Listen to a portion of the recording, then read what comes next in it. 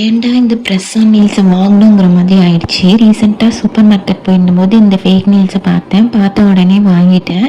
Purple கலரில் ஒரு design தான் வாங்கியிருந்தேன். இதோட ப்ரைஸ் 68 ருபீஸ். இதில் வந்து க்ளூ ஸ்டிக்கர் கொடுத்துருந்தாங்க. கூடயே ஒரு ப்ரெஸ் ஆன் நெயில் க்ளூமே நான் வாங்கியிருந்தேன். ஸோ அதை எடுத்து கரெக்டாக ஃபைல் பண்ணி நெயில்ஸில் ஸ்டிக் பண்ணிட்டேன். ஸ்டிக் பண்ண அப்புறம் தான் பார்த்தா அதோட டிசைன்ஸ், அந்த கலர் எல்லாமே வந்து பீல் ஆகி வர ஸ்டார்ட் ஆகிடுச்சு. நெயிலோட குவாலிட்டியுமே சுத்தமாக சரியில்லை, ரொம்பவே வீக்காக இருந்தது. பாருங்கள் எப்படி பீல் ஆகி வந்திருக்குன்னு.